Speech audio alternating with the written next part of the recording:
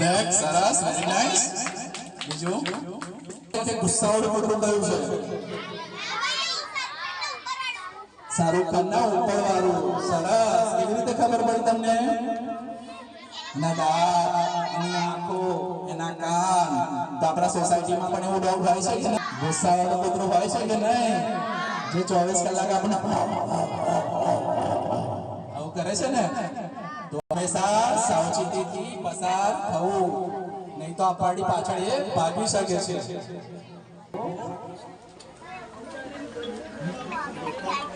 અચ્છા તો હવે આમાં ચોથું છે ડરેલું કૂતરું કયું છે આપણી પાસે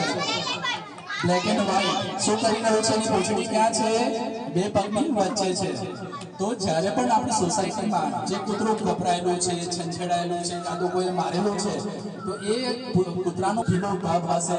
એની પૂંછડી બે પગની વાંકી પગની નીચેને એવું લાગતું હશે કે મને કૂતરું કરડશે પણ એ કૂતરાને પણ કંઈ ને કંઈક ડર છે ભાગતું ફરે છે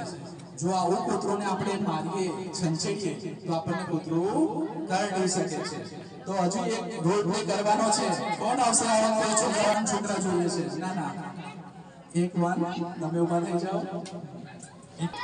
નાના જોઈએ પછી મોટા ઓકે ચલો આવી જાઓ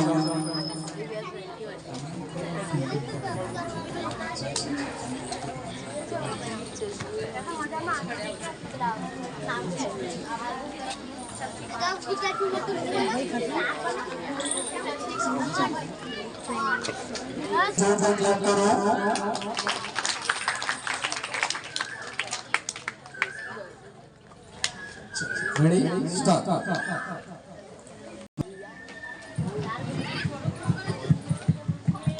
Clap करो जोरથી 1 2 3 start 1 2 3 start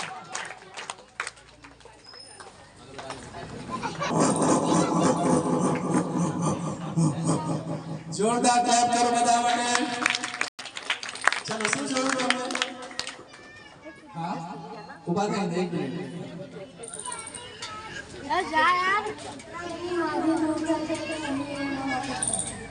સરસ બધા કૂતરાના બચ્ચાઓને રમાડવા જાવ છો કે નહીં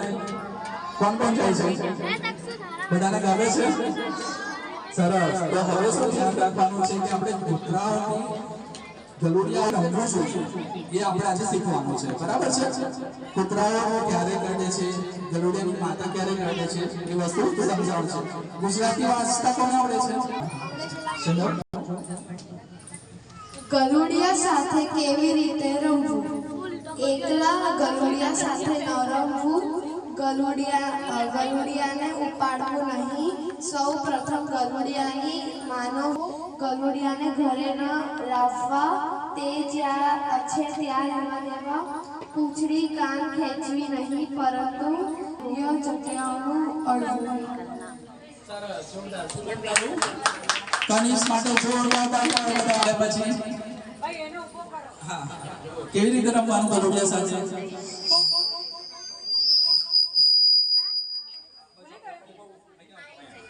ગલુડિયા સાથે કોને કેવી રીતે રમવાનું ખેસ તો કેવી રીતે રમવું જોઈએ ગલુડિયા સાથે अच्छे से नहीं तो ताकत नहीं अच्छा देखो अच्छे से खेलना चाहिए नहीं तो वो बचका कर देता है ऐसा कहना है ना एक बार मैंने कुत्ते को ऐसे लात मारने का नाटक किया था ना वो मेरे पीछे पड़ गई देखो जोरदार इसने सच बोल दिया आज क्लैप करो तो इस माटे देखो तो उसने लात मारी कुत्ते को तो कुत्ते ने उसको बचका कर दिया इसलिए कुत्ते को लात मारनी नहीं है मंदिर में अच्छा वेरी नाइस तो